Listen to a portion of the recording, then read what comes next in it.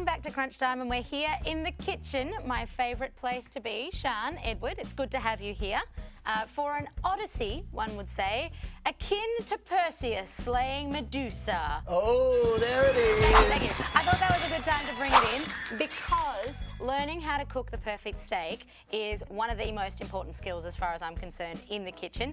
Edward, have you cooked steak before? Kind of. Kind of, good. I've watched my dad cook it. Wonderful. Definitely And counts. I've eaten it. Excellent. And what about you, Sian?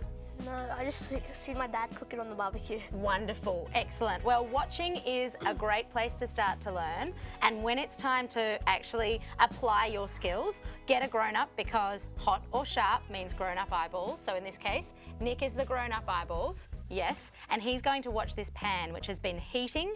You want the pan to be just before smoking hot. The way that you test that is you can pop a little bit of water in, or in my case, I like to put a bit of salt in, and when it starts to pop, almost like popcorn, that's when you know it's hot. So that pan is hot enough now. Pop, pop, pop. You can almost hear it.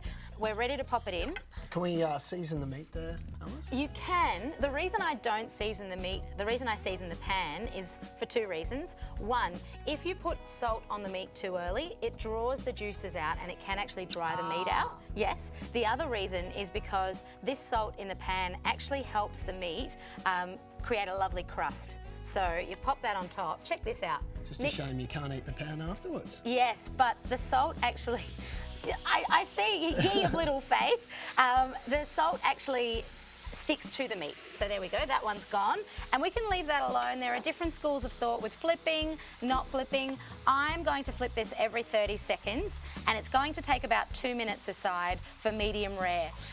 So maybe even 3 minutes, because it's a little bit thicker than the typical steak. Alrighty, so boys, we've got all these bowls here and some of the green stuff. What do you think we might be doing here? Green stuff. Yeah, well, and a bit of red as well, I can see. Sorry, I'm colourblind to anything outside the green spectrum. Props making a salad. Yes, boys, that's right. Deb's making a salad. Good to have a bit of red meat, but good to have a salad too. So we've got a bit of a salad for you to help us out with today. Absolutely. I think I know what you're going to do next. What do you think I'm going to do? Tell us which bowl to use. Well, very close, Edward, but we're actually going to use this guy. We're going to use 2 of them at least. Yeah, we're going to use 2 of them. And I think all we need, I like to use a nice big bowl to toss my salad, so you can get rid of the middle one. Thank you, Nick. And this little one we're going to use to make the dressing. So, Edward, I'm going to get you onto the very important job of chopping these chives. Okay. Now, smell those. Give them a taste. There you go. Taste that. Sian, this is for you. There we go. How does that taste, Sian? It's good. It's good. What does it taste like? Give me some words. Bit of It's like garlicky. So Garlicky, wonderful. Exactly, the garlic, it's garlic chive. So there you go, you can grab that and you're kind of very carefully with scissors, chopping it, watching your fingers into this bowl. okay, so tiny. Tiny, exactly. Okay. Straight into the bowl. Wonderful. Now have a look at those salad ingredients. Nick, do you want to guess what they are? Yeah, I know what they are, so I'm going to make it fun. Sean, what else have we got here? lettuce, Yep, you bet. Iceberg. tomato, You bet. avocado, Yep. lemon, Yes.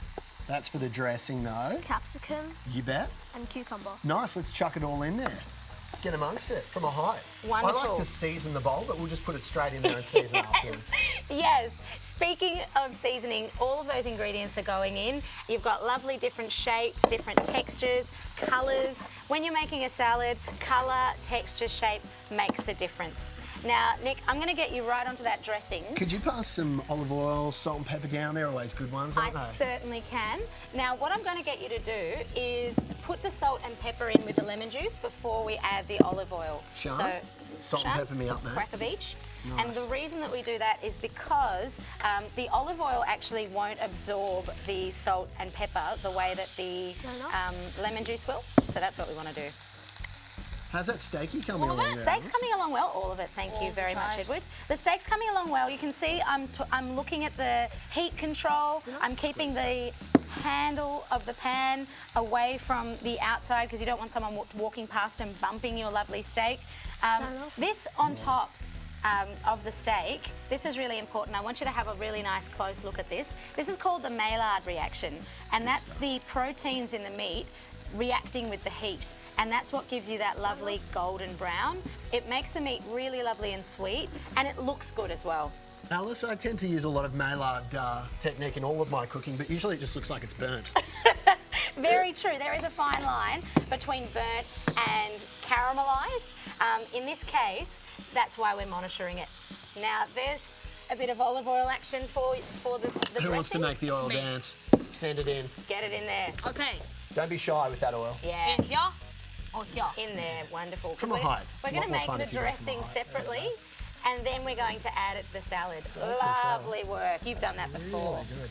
Good height. And now we bring it down. And Why so high, I question. now we need to whisk it up. Here we Alice, have we go. got a whisker? Getting One I prepared whiskey. early. There we go. Shan, that's for you. Get whiskey, maybe tilt it, start whisking a bit. Nice. I reckon we can put that in now. And when I'm going to get you on tossing duty as well. Great. Sean's done such a good job with that. Pour it in. Yeah, maybe pour it all over it. Make sure it's shared around. It's a party after all. Don't want anyone to miss out on the bowl. And you may as well do some salad tossing as well. There you go. Okay. Wonderful. Toss it around, Edward. Wonderful. Yes. Get it all coating.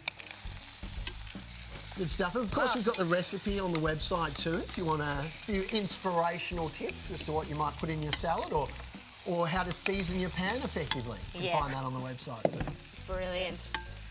That's looking lovely. I think what we'll do is we'll pop smells the so good. salad on the plate. So Nick, I'll get you to grab our presentation plate. You This betcha. meat still needs about a minute or two of resting time once it comes off the heat. So Do you want to cook the side? That's It's looking kind of gorgeous. still Yeah, it's red on the side. So that pinkness, I kind of like a medium rare. Yeah, I do and you can too. see the way that the meat has been cut, you can actually see that that one's a little bit thicker than that side. Yeah. So we want to avoid that side overcooking while that side cooks. So what we can do is we can Do you want to either... like keep it on the side of the pan? Exactly. Yeah. Lovely. See that golden brown though? Great sound as well, isn't it, guys? Oh. So how good's that sound? Like sizzling away there. Just makes you want to sink your teeth into That's it, doesn't right. it, boys? And that's what I like to say. When the pan is sizzling, that's when you know that it's the right heat. Okay, this is coming off. We're going to give it a little rest, and we're going to give you a little rest, and we'll eat this a little bit later. See you right after this. Come on, crunch time.